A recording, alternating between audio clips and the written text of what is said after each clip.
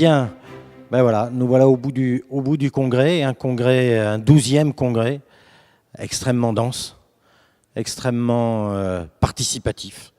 Beaucoup de monde, beaucoup d'échanges avec nos adhérents, avec le public. Un congrès qui est marqué par plusieurs choses, je dirais d'abord évidemment un tour d'horizon sur toute l'actualité, les problèmes que nous rencontrons, les mesures aussi, les propositions que nous faisons. Donc un congrès, je dirais, très technique, très professionnel, avec des participants de très haute qualité. Je dois dire que c'est, je crois, le mot qui revient très souvent. Donc des participants sur les tables rondes de très très grande qualité, très à l'écoute, très professionnels, connaissant parfaitement leur métier, connaissant parfaitement notre métier, et nous permettant de répondre à toutes les interrogations que nous nous sommes posées.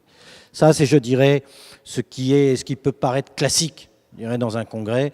On est là pour effectivement répondre à nos adhérents et travailler sur la technique. Mais je crois que ce congrès a été aussi marqué par un grand moment, je l'ai dit hier, un très grand moment d'émotion. D'émotion dans la mesure où nous avons parlé d'économie circulaire, d'éco-participation, de responsabilité. Et je crois que c'était vraiment quelque chose qui était important, qui a remué pas mal de nos participants et qui a montré qu'une fois de plus, le Synorca se posait bien sûr comme une organisation qui est là pour défendre les intérêts des adhérents, des entreprises indépendantes et patrimoniales que nous représentons, mais aussi être force de proposition, et aussi être ouvert à ce qui se passe dans le monde, ouvert à ce qui se passe dans l'évolution de la société, évolution dans cette quête de responsabilité face, je dirais, aux autres économies, et surtout face aux citoyens, à avoir une responsabilité citoyenne. Je crois que c'est un élément fort qui est ressorti de ce congrès, et je crois que c'est quelque chose peut-être, et même je suis sûr, qui fait que le Synorca a une place particulière. À l'occasion du congrès, nous avons produit les résultats d'une enquête que nous avons menée, une enquête de représentativité des organisations professionnelles.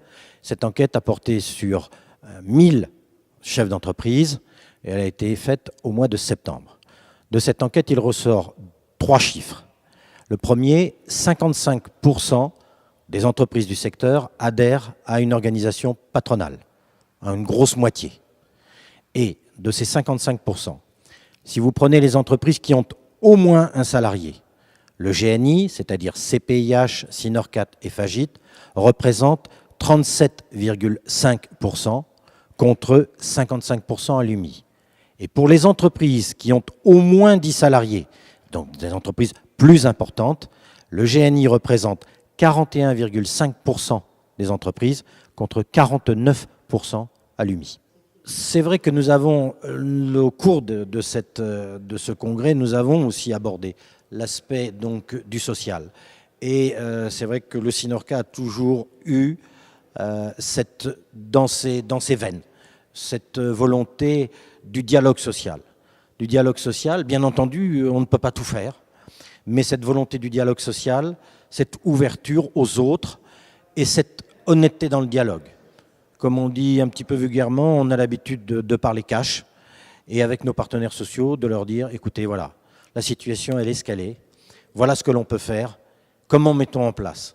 On a le Synorca avec la Fagit et la CPIH, lorsqu'il y a eu les accords de 2009, c'est nous qui avons pensé à mettre en place une mutuelle de branche, frais de santé. Nous sommes la première branche à l'avoir fait et nous en sommes particulièrement fiers. Tout ça concourt au dialogue et c'est pour ça qu'on arrive et qu'on a su renouer un dialogue social qui était compliqué dans notre branche. Tout ça parce que je crois qu'il y a de l'estime et il y a aussi du respect de la part des organisations de salariés comme de nous-mêmes vis-à-vis des uns et des autres. Vis-à-vis des salariés, ce que j'ai dit, que ce soit les organisations de salariés ou les organisations patronales, et pour ce qui nous concerne, un respect mutuel. Et je crois que c'était ça qui était important, le respect de la parole donnée Parce que trop souvent, il y a eu des engagements qui ont été pris de façon verbale, et puis pour finir, rien n'arrivait. L'engagement de la parole donnée, que ce soit d'un côté comme de l'autre, l'écoute. Et je crois que ça nous caractérise, effectivement, et je crois qu'on l'a vu encore hier, on le voit encore aujourd'hui. Nous avons, comme participants à notre congrès, des représentants, tous les représentants des organisations de salariés, depuis la CGC, les cadres, jusqu'à la CGT, en passant par FO, la CFDT, la CFTC. Toutes les organisations de salariés sont ici et sont représentées. Un congrès, c'est toujours un moment d'échange.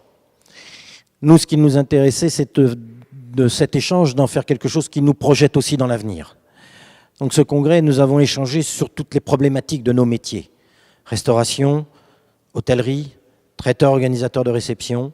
Donc faire voir, parce que tous les problèmes aujourd'hui, on s'aperçoit que les problèmes sont transversaux.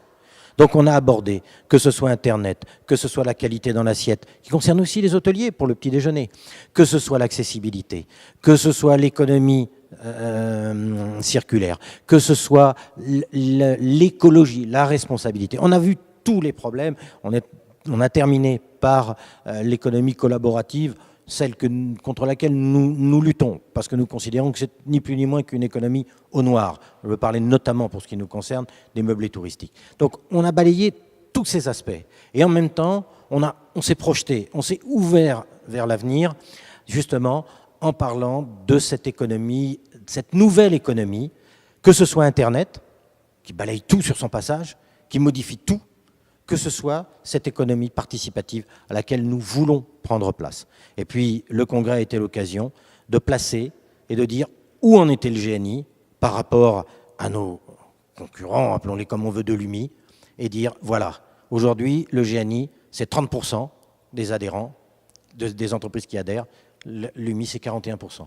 Il y a un écart de 11%. C'est parce qu'on veut bien raconter ou les chiffres qui veulent bien être communiqués par un certain nombre de personnes.